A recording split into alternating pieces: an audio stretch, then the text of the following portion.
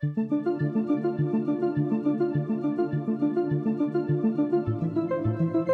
ne faut pas hésiter à faire, refaire et re-refaire. Et puis en fait, à la fin, si on est persévérant, normalement, ça finit par payer. Puis c'est aussi là où on a une très grande satisfaction.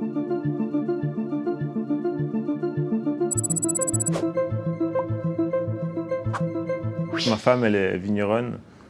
Je suis avec depuis encore avant mes études à la HGVD. Et puis, en tant qu'ingénieur, on a toujours plein d'idées dans la tête. Là, c'était plutôt un projet, on va dire, ciblé pour la viticulture. En fait, c'est elle qui m'a expliqué. Et puis, en étant un peu dans ce monde-là, j'ai pu voir qu'en viticulture, il y avait plein de points qui pêchaient. On avait la possibilité de résoudre certains problèmes.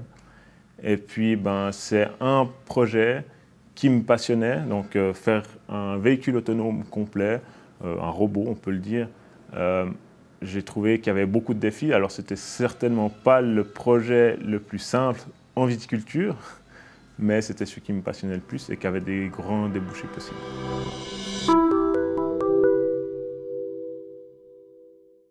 Dans un sens, il y a une grosse différence, c'est qu'au début, ce projet, je ne pensais pas en faire un business. Je veux dire, c'était un projet un peu de passion, pour aussi un peu une sorte de défi pour se rendre compte si par moi-même, j'arrive à créer quelque chose qui fonctionne. Et puis au bout d'un moment, à force de développer, ça allait un petit peu trop loin. Il fallait quand même qu'un jour, toutes ces heures ne soient pas perdues. Donc à ce moment-là, il y a eu 2-3 choix techniques qui ont fait que le produit était beaucoup plus vendable que juste un projet pure passion de développement, quoi.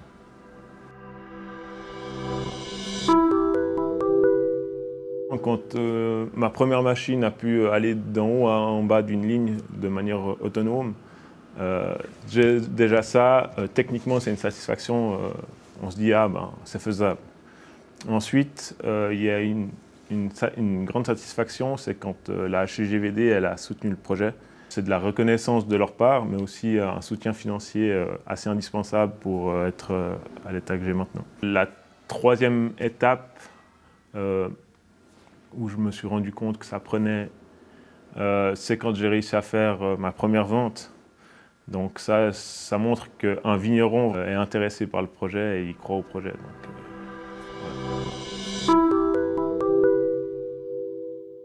J'ai quand même suivi des cours de business concept qui sont une vérité pour tout type de projet entrepreneurial. À un moment donné, il faut quand même créer un business plan, savoir qui sont nos revenus, et puis pouvoir estimer la taille du marché.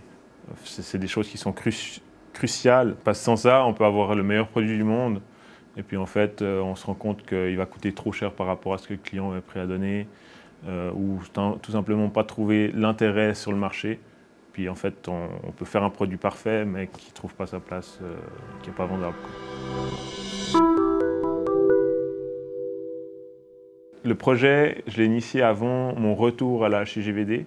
Je travaillais encore dans l'industrie. Ensuite, j'ai commencé ce projet. Je suis revenu travailler à l'IAI, un institut de la HGVD. Et le projet était encore très frais, je veux dire, il était encore très peu développé. Mais c'est là où j'ai vu les bonnes personnes, que j'ai pu parler aux bonnes personnes qui m'ont conseillé justement de soumettre ce projet à un concours de projet d'innovation pour une bourse que la HGVD m'a accordée et qui m'a aidé grandement d'un point de vue de support technique. Réfléchis pas trop et puis fais ce qui te plaît. C'est sûr, il faut trouver sa voie. Professionnellement, il faut trouver une manière de se faire plaisir au quotidien. Je suis en train de construire les machines pour livrer à mes premiers clients. Il y a des défis techniques en termes de manufacturing. Et puis après, il y a ces clients qui sont des tout premiers clients. Donc c'est une première pré-série. Et le produit va encore évoluer donc, dans les prochaines années.